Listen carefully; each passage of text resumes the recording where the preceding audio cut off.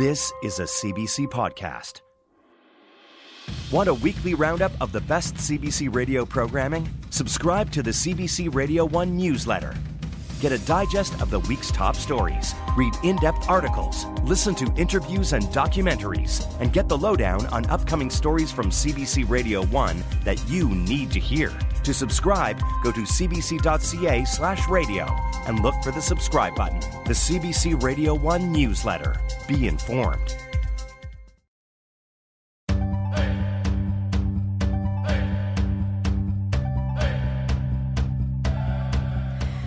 Tansei, Anine, Bonjour, hello and welcome.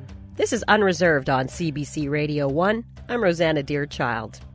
The word Nunavut means our land in Inuktitut, and it was 20 years ago that Nunavut officially became a territory. It was created as a step toward recognizing Inuit land rights and giving more political control to elected Inuit leaders.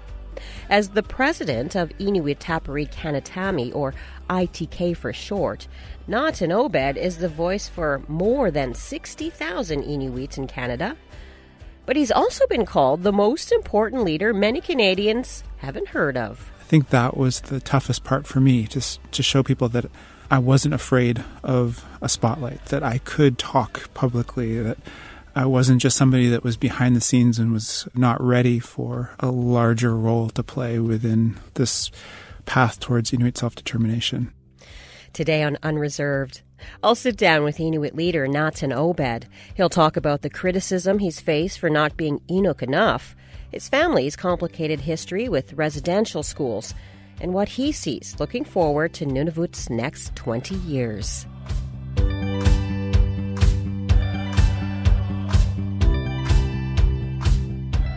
Natan Obed was sworn in as the national Inuit leader in 2015, a month before Prime Minister Justin Trudeau was elected.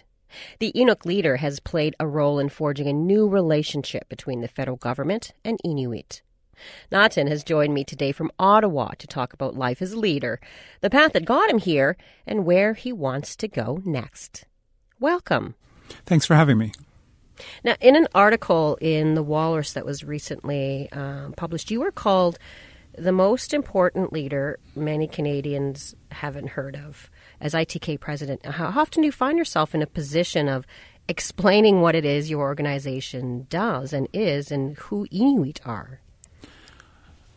I spend a lot of time talking about the Inuit democracy, as I like to call it, that stands beside the Canadian democracy.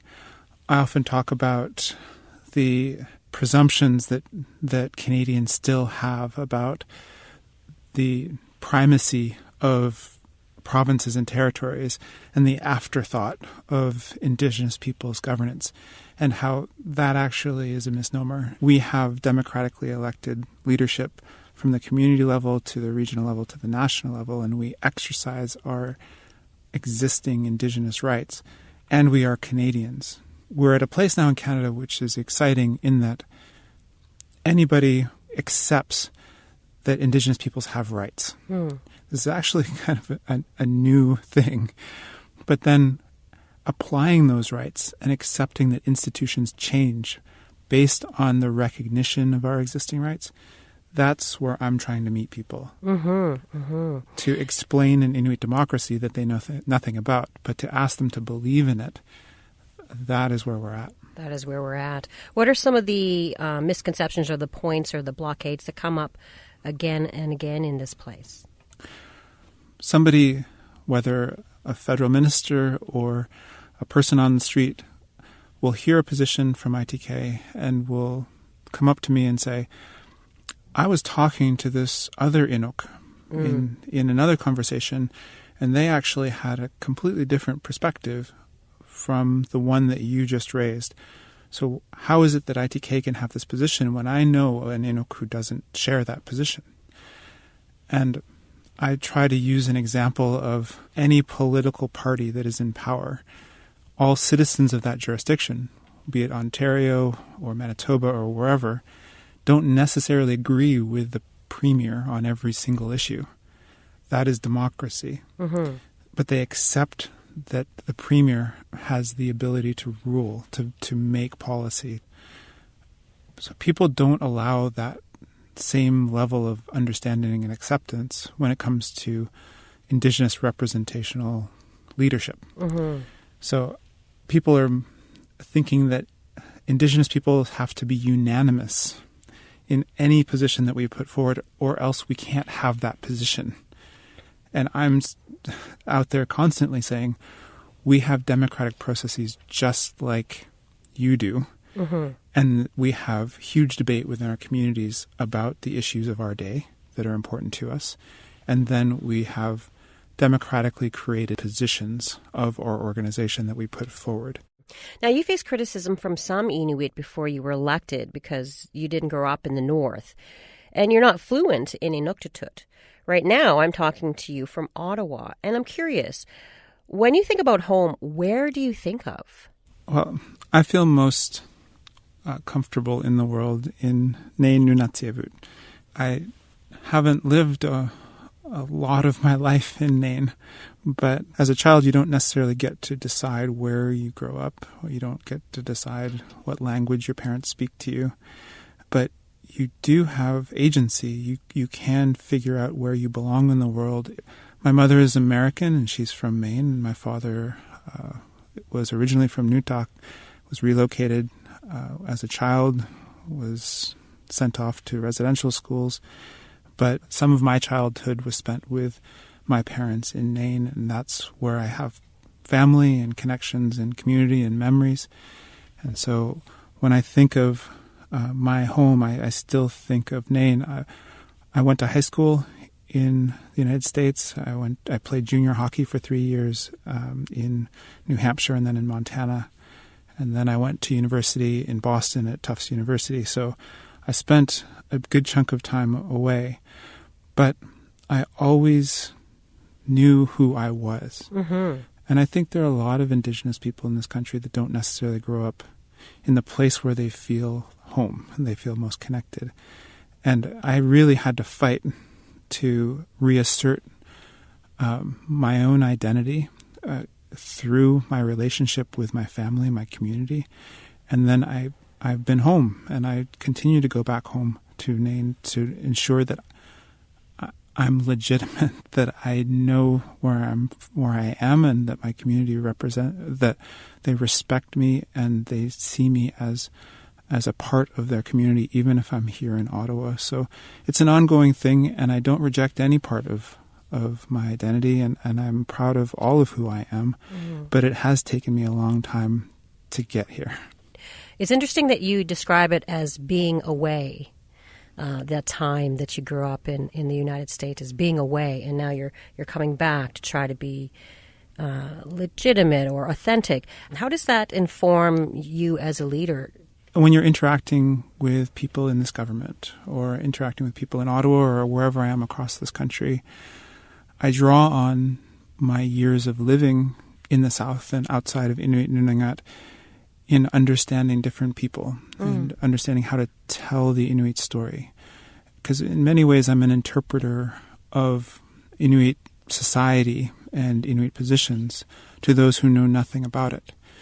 And it actually has been a great help for me to have had peers and those who I've interacted with who I've had to tell this story to since I was very young. This is not a new story for me. I've always been asked the question, where are you from? And not necessarily are you from a certain geographical location, but what ethnicity are you? And for me to always have to say, well, I'm Inuk, and this is where I grew up, and this is what our society is about. This is who we are. Having to say that story over and over again in my life has then allowed for me to better understand how to tell these larger stories about Inuit in my current role now. Do you ever get tired, though, of this role as a cultural ambassador and government intermediary for the Inuit? On certain topics, I do, and also in certain situations, but largely I relish the role that I play. I think the hardest part for me is when people push right to really difficult topics with no sympathy or empathy about how those topics affect me. So if somebody comes right up and just wants to start talking about suicide prevention or suicide and is not from our society and is just wanting to be like, well, why do you have these rates of suicide? Well, or why are you people deficient? Is basically these like an introductory question, which is usually followed up with, and this is what you need to do to change your society because I know. Those are the hardest conversations for me to have because I don't want to offend people, and I also don't want to let some of these things stand.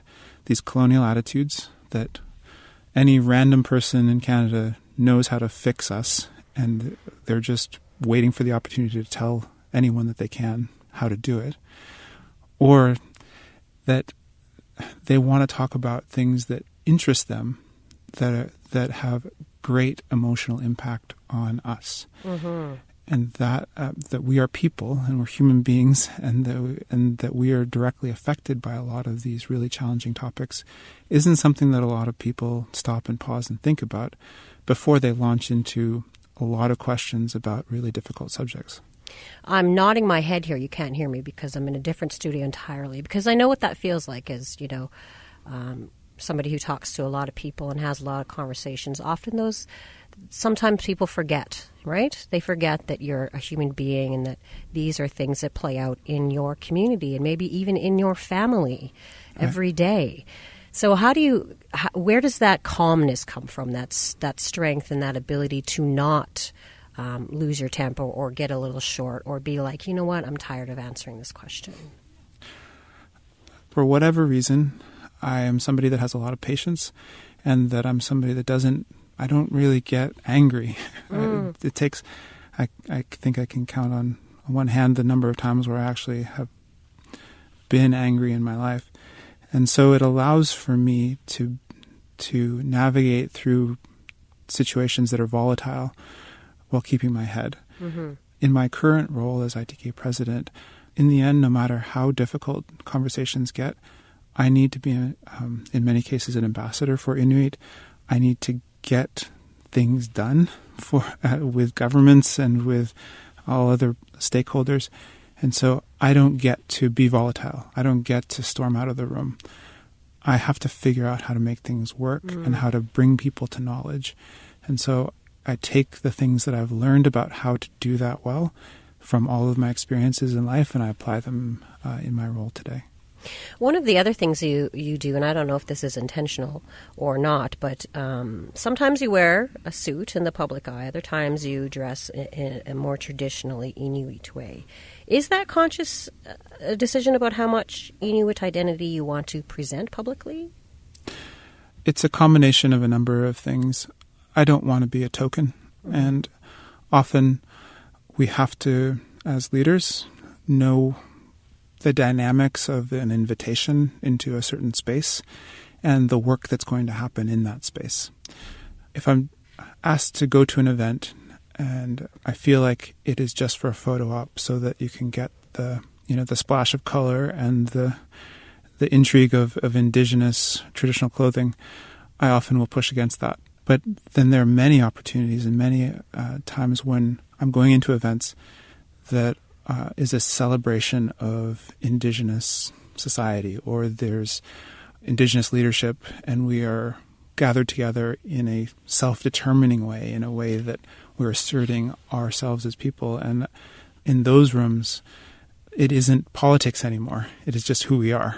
So wearing traditional clothing in those venues is always something that I never have any interest in doing anything other than. Can I just get you to describe what you mean by Inuit attire? Like, what is it you wear? We don't have the type of regalia that First Nations have.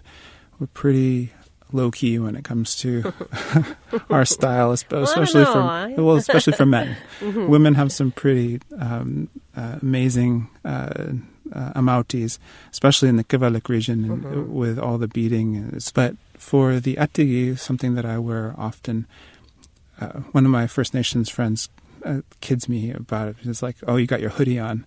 And it's in the past, it was just something that people wore every day, something that you wear hunting, especially during spring, summer, fall. And it's a pullover, and it's very simple, but I find it very elegant. And then many times I'll wear kamik, the traditional skin boots that are made out of sealskin mostly, but can be made out of other materials as well. And those are usually the key items that I use to assert my Inuitness in these public spaces. Inuitness, I like that. And you're right. I mean, it's not just something to put on. It's not just. It seems to me that you have a very conscious way about you, from the way you speak, from the way you talk to people, and even the way you dress. It seems to me that you're very particular and aware of how you present in the public eye. Are you? I am, and it's one because I feel like all aspects of how I present myself reflect on the way I do my job and also reflect on Inuit. So in the role that I have now, I have to be very conscious about all those things all the way through. It's also that, I've been chastised in the past for not being Inuk enough, and I don't speak Inuktitut fluently. And because I grew up partially in the United States, I've been criticized by some for not being authentic, not being the type of Inuk that should be a leader. I'm trying to be me, and I am Inuk, but I also can operate in other fields as an Inuk.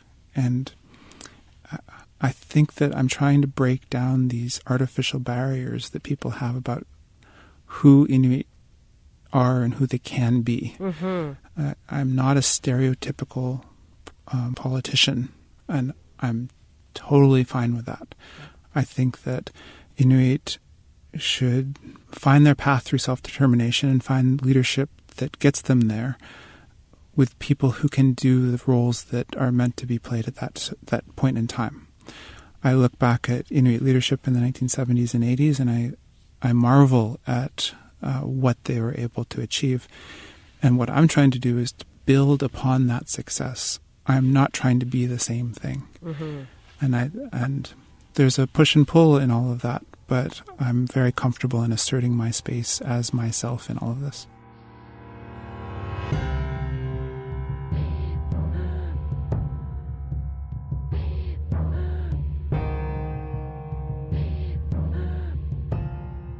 This is Unreserved on CBC Radio 1, Sirius XM 169, and Native Voice 1. I'm Rosanna Deerchild. With me on the show today is Natan Obed, president of Inuit Tapiriit Kanatami, or ITK for short. Let's go back in time to when you first ran for president. Why did you want to run? I had been working for some time in a senior management role within an Inuit representational organization, Nunavut. I'd also had other opportunities to be on boards of directors and to be a leader within the community. And I felt that I had something to give. I had tried once to be a politician. In 2008, I ran for the president of the Nunavut government, which was my home region in Labrador. And I came in second to Jim Lyle, who won that election. And it definitely woke me up about the rigors of pursuing elected leadership. And it took me 8 years to get back into that ring. But when I did in 2015, I felt ready for it. And I felt as if the sum total of my experiences and the role as National Inuit leader would be a logical next step. Was there a moment for you where you knew that this was definitely something that you wanted to do? Sometimes I call myself a reluctant politician. I've always tried to figure out where I could do the best work and where I felt that I could make a difference. So there wasn't necessarily one point in time. When I won the election or was elected, I had this realization, this sinking feeling in my stomach that it was all real. Mm-hmm. And I was okay. I wasn't overwhelmed. but it was almost as if a switch had gone from off to on about the responsibilities and the role that I was now going to play versus all the roles that I had played previously. At the time, some Inuit expressed dismay that you weren't fluent in the language. Earlier you had said that you were criticized for not being Inuk enough. What was that like to hear from your own community? I'd been hearing that a lot from a young age. So in Labrador growing up, I had a white American mother, and everyone thought that because I had that I was somehow rich and I was American. And then I went to the United States, and all of a sudden I was, an obviously brown kid from Canada and not an American. So I grew up being a little bit of an outcast in both of those scenarios. And then when I moved back, especially I moved back to Nunavut earlier in my career, there were a lot of people who, just said, "Oh, you're not from here. You're funny." Sometimes the most harsh terms that people can use is "you're rich," and it certainly wasn't the case, but I could understand the intent. Unfortunately, people, even in our own communities, sometimes want to go right to the heart of making an insult stick. And so I'd been called names for a long time before all of this furor over my election. And so I thought of it as a teaching moment. It did hurt as well, that my own community would be so eager to basically judge me and judge me incompetent before even seeing me in action. And it also is not reflective of where we're at. There's so many young Inuit now that are not completely fluent in Inuktitut, that have grown up with one parent who's not Inuk and one parent who is, who have grown up outside of Inuit Nunangat. Our median age is 21. So I felt as though this was an opportunity to assert myself, not only for myself, but to pave a way for others who are in similar situations, who maybe won't get the same level of animosity for asserting themselves in what they want to do. It was hard to go through at the time, but I think in the end, it was something that a lot of people who've come up to me afterwards have said that it really mattered to them. That to see somebody stand up to an old way of thinking and to assert an Inuk identity in a place where people are trying to take it away from me, that I think resonated with a lot of people. And so I'm very happy that there was a silver lining to it. Language tends to be a very divisive issue anywhere, really, in Indigenous community. I myself don't speak my language, and sometimes we do face a lot of flack for that. Why is it such a divisive issue in Inuit communities? There's so many reasons. And I see the strength of Inuktitut. Still 58% of Inuit say that it's their mother tongue, and 40% of Inuit still use Inuktitut as the primary language in their home, which is incredible. And people not wanting to give an inch on language and wanting to see leaders fluent in Inuktitut, I understand that. I've always said that you don't need to speak Inuktitut to be a passionate advocate for it. And I've tried to show everyone that I can fight for Inuktitut. This isn't a position where you win a traditional popularity contest of how traditional you are. It's not the role of the national Inuit leader. It is to be Inuk, yes, absolutely. But the skills that are necessary to do this job and the fights that I'm able to navigate through in relation to language, the skills that I bring to the table of negotiation and of policy and of advocacy, I hope help with the sum total, empowering Inuktitut fluent speakers to get service delivery in Inuktitut, to get more provisions for education, justice, healthcare delivery. All of these things that we need to unlock to ensure that the survival of our language happens are things that I'm passionate about and can do. And I think sometimes that's lost in the debate. Daly Samboduro, who's the ICC chair, said this in Alaska last summer, is that there are only about 150,000 Inuit globally, and we need everyone. So I do hope that the debate can go from being divisive and picking apart people's skills or lack thereof to building upon the skills that we have and marveling at how strong we are in our language and how much more we can do because of that strength within revitalization and promotion of Inuktitut. Mm-hmm. This idea of language and loss or retention, reclamation, goes a little deeper for you than just not being able to speak it yourself. Tell me about your father.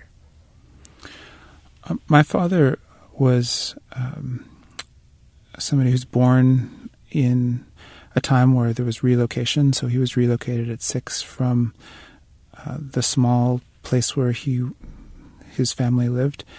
And within a year of his relocation, his mother passed away and his father passed away.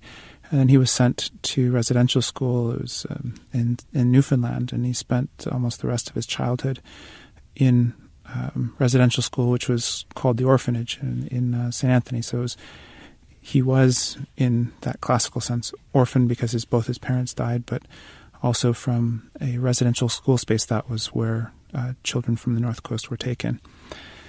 So he grew up not speaking Inuktitut fluently as well, and having to relearn it as an adult, and went through a lot of hardship. And he and my mother met actually at the residential school. My mother was a dorm mother for another dorm, and she was just 2 years older than he was, and they didn't start dating in that space, but then she went back to Labrador and was a teacher at the residential school in Northwest River. And he ended up there because of a younger brother that was attending the residential school there. So I come from all sides of this awful history of colonial attitudes and of residential schools and relocations, and then on the other side, on my mother's side, on a person who actually was working in a residential school. What's interesting to note is at the apology by the Prime Minister in Happy Valley Goose Bay about a year and a half ago, there are a number of residential school survivors from Newfoundland and Labrador that came up to me and said, I'll probably choke up here, but my mother was one of the only people that showed them love in their childhood. And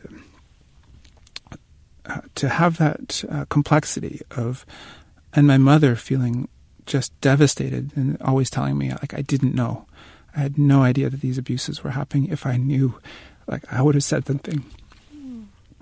Like, to have that on both my mother's side and my father's side, of my father who couldn't be a father because of all the things he went through and decisions that he made, and feeling disowned as a child and a young man from my father, and then having my mother on her side with all of that, it's given me a perspective and a level of empathy for all of this that I think has allowed for me to do a better job in my world.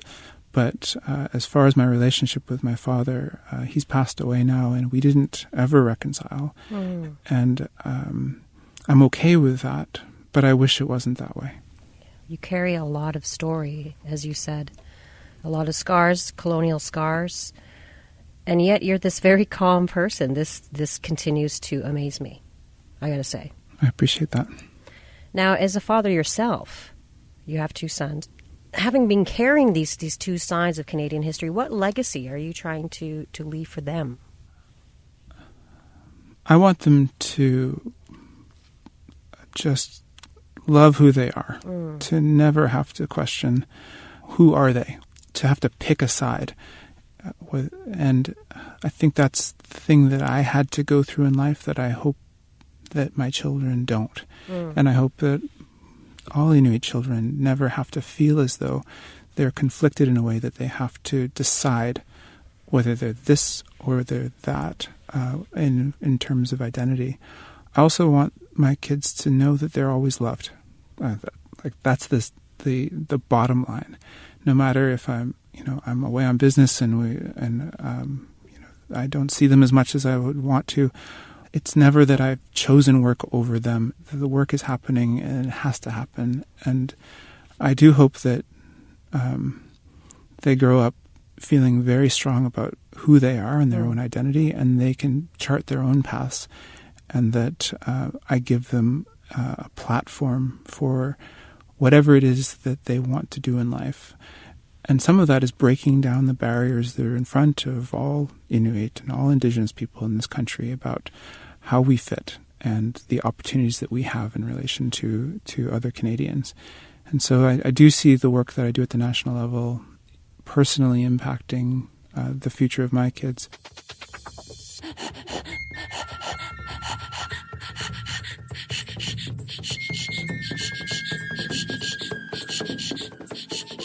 This is Unreserved on CBC Radio 1, Sirius XM 169, and Native Voice 1. I'm Rosanna Deerchild. The United Nations has declared 2019 the Year of Indigenous Languages, and a new Indigenous Languages Bill was recently unveiled in the House of Commons, but you expressed disappointment in that bill. What's missing in your mind? From the very beginning of the development of this bill, Inuit said that we would participate in co-development only if the legislation was not going to be symbolic. What Inuit meant by symbolic was some just rejigging of a basic line of how important Indigenous languages are without actively implementing our existing rights in relation to using our Indigenous language, Inuktitut, in our homeland, Inuit Nunavut. Things like service delivery, education, healthcare, justice. We have a very interesting reality in relation to other Indigenous peoples in Canada. 58% of Inuit in Inuit Nunavut still cite Inuktitut as their mother tongue. Mm-hmm. And so how that plays out in a jurisdiction like Nunavut, one of our 4 Inuit regions, is that we have an Official Languages Act in that territory, an Inuit Language Protection Act, and then official language status for Inuktitut. But the Government of Canada is not obligated to provide its federal services in Inuktitut, in Nunavut, because there is no federal legislation that demands it of them. And we still are in a country in which there is a territory in which the language of majority isn't recognized as a language for service delivery from the federal government. We were hoping that this act would close some of those loopholes and would recognize and celebrate the fact that we as Inuit can create service delivery options and can implement our rights in a way that perhaps other Indigenous languages can't at this moment in time. We're hoping that we can resolve some of these challenges with the federal government. We have the support of the Assembly of First Nations and the Métis National Council for an Inuit annex to the bill. So we've asked for an amendment to the existing legislation. We do hope that the federal government will follow through with this and that we can get to the work of respecting our rights, especially our linguistic rights, and then doing all we can to preserve, promote, and use Inuktitut in Inuit Nunavut as one of the most resilient Indigenous languages in the world. Mm-hmm. Now, when you were first sworn in as ITK president, it was just a month before Trudeau was elected. I want to play you a clip of you speaking in the House about a year into your presidency. We're at a very interesting point in time in the relationship between the Government of Canada and its Indigenous peoples. And we're very excited as Inuit to explore the renewal of the Inuit to Crown relationship within the overarching nation-to-nation discussion that the Prime Minister has started. Now, earlier you had just expressed a little bit of frustration over the language bill. But as the national leader at the time, what were your hopes for this new government coming in? A lot of the rhetoric and the aspirations came from the Prime Minister and from the government about what they hope to achieve during this mandate. Mm-hmm. We simply created a framework in many cases for them to achieve the ambitious mandate that they set out for. We have a work plan within that Inuit Crown Partnership, and then we are accountable to that work plan on an annual basis. Things like reconciliation measures, the apologies that have happened in relation to tuberculosis treatment, to the Ahirmute, to the Newfoundland and Labrador residential school survivors, those can be traced back partially to the joint priority area of reconciliation measures within the Inuit Crown Partnership Committee, work that we're doing on implementing an Inuit Nunavut fiscal policy space. So the fact that you now have in federal budgets an Inuit section of the Indigenous chapter is an implementation result from the Inuit Crown Partnership. So we have made incremental positive steps with this government. Mm-hmm. What we heard from the Prime Minister and from ministers is, these are the things that we want to change in the world. How do we do it? We've tried to meet them with concrete options, with advice about how to do those things. So we've been successful in many cases. Tuberculosis elimination is a great example of that, mm-hmm. where the federal government has never pledged to eliminate any of our health status discrepancies until Minister Philpott last year stood with me and pledged to eliminate tuberculosis in Inuit Nunavut by 2030 and have the active rate of TB by 2025. These are incredibly positive steps in the renewal of the relationship. It's dependent upon the whole of government working in the same way. Mm-hmm. Unfortunately, with the languages bill, we haven't felt the same level of partnership and ambition has followed through in the work that has come out of the shared ambition. The Prime Minister has now personally made 2 apologies specifically to Inuit.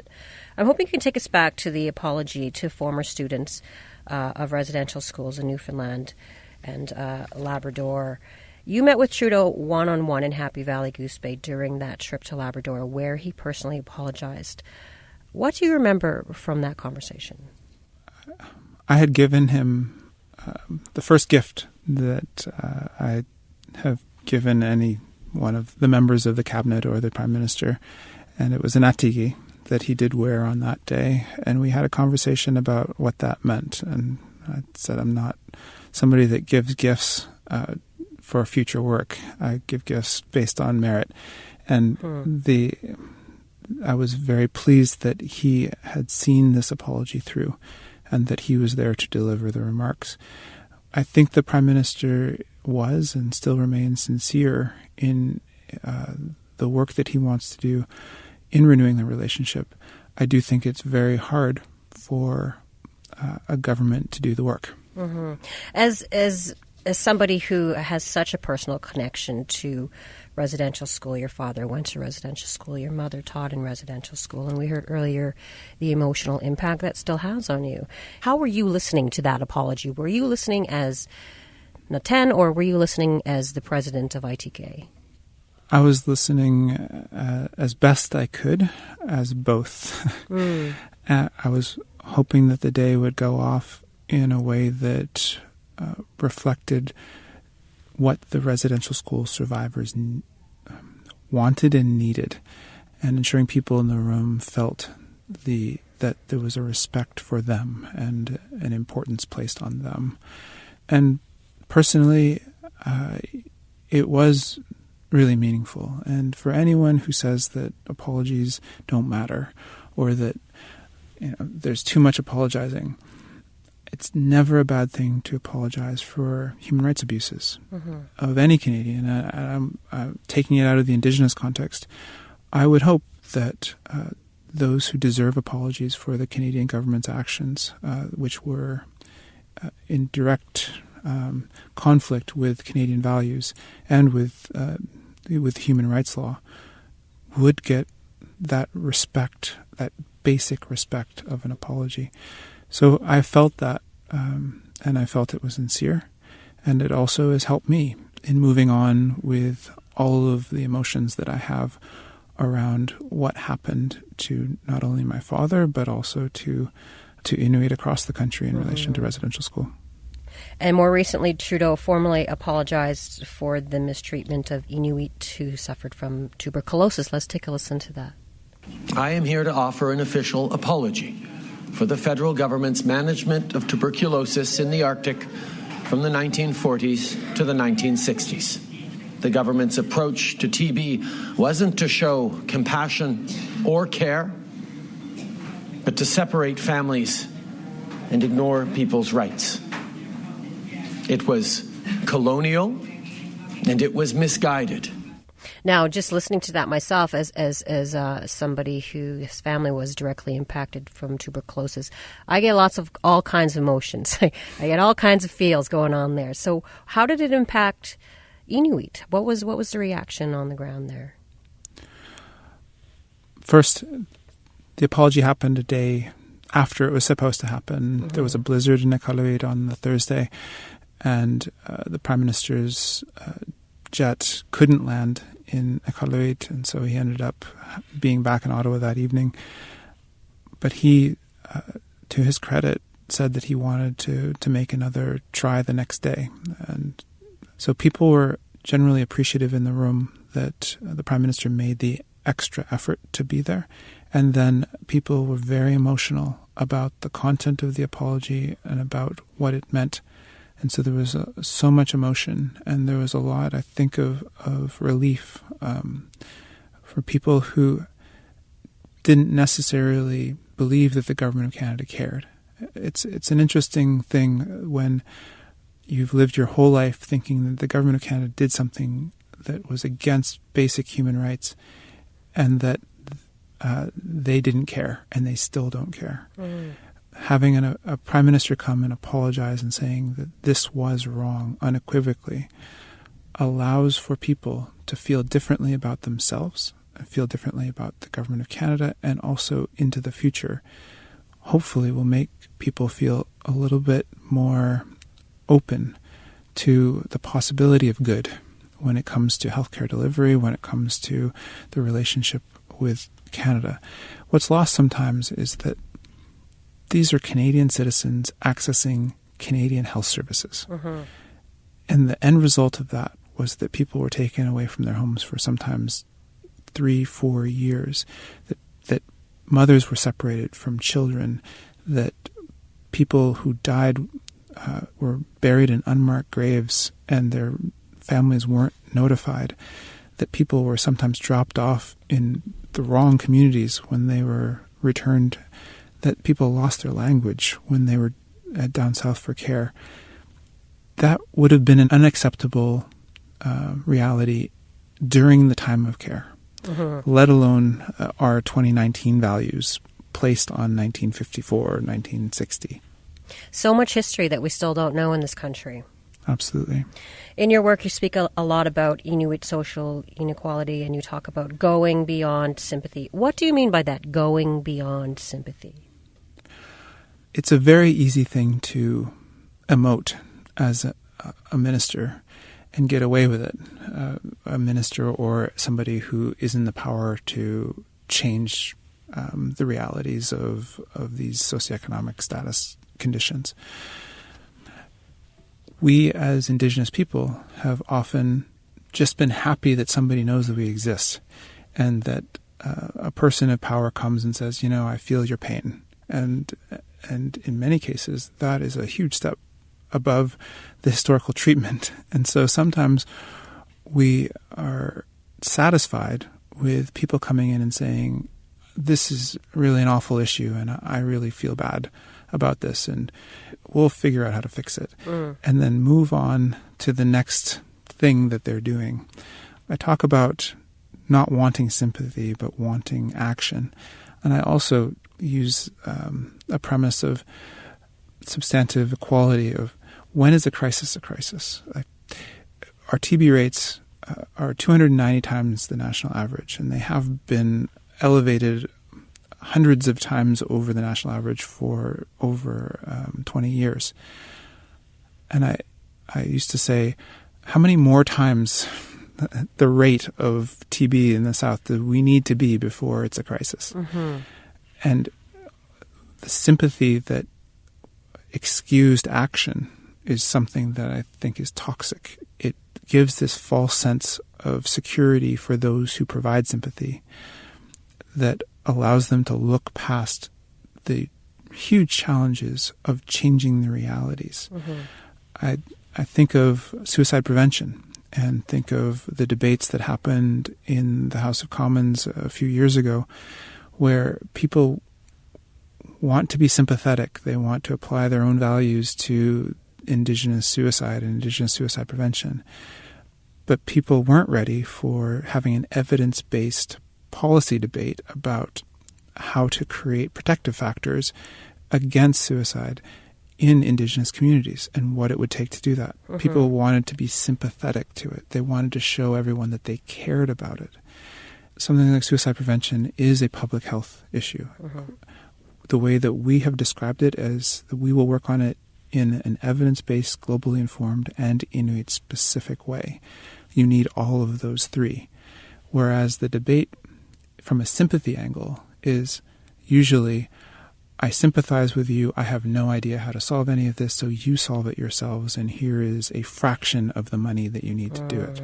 And therefore, I as a minister of a crown, or I as somebody who can help, have done the only job that I know how to do, and the rest is on you. Those sorts of antiquated ways of appeasing Inuit, I think, are gone. And we need to replace them with the way that we create good public policy in southern Canada, and always know that there is an Inuit-specific element to all the work we do. But we are humans, we are Canadians, we can work with jurisdictions and researchers and public policy folks to ensure that the work can happen. What are your hopes for the next 10, 20 years for Inuit, and where do you see yourself there? I hope that we continue to implement self-determination. I hope that Inuit continue to pass on our traditional skills to our children, and for those of us who still are learning traditional skills even later in life, that we have platforms and ways to do it that are inclusive and build Inuit unity. And I hope to play a leadership role in whatever ways I'm called to. That may be this position for a little while longer, but I'm excited also for whatever the future holds for myself. I hope to be outside more. I hope to be on the land more. I'd love to do more things that make me feel connected to Inuit Nunavut and the environment. And hopefully over the next 20 to 30 years that can come to pass. Well, thank you so much for your time today. Oh, you're welcome. And your story. I appreciate you sharing that with us. Thanks so much for having me. Natan Obed is president of ITK. He spoke to me from Ottawa. That's it for this week's episode of Unreserved. We'll be back in this radio space next week for more community, culture, and conversation. This episode was produced by Zoe Tennant, Kyle Musica, Stephanie Cram, and Anna Lazowski. If you want to get in touch with us, email us at unreserved@cbc.ca or find us on Facebook and Twitter. I'm your favorite cousin, Rosanna Deerchild, coming at you from Winnipeg in Treaty 1 territory. Thank you for listening to Unreserved on CBC Radio 1. Aksay. For more CBC podcasts, go to cbc.ca/podcasts.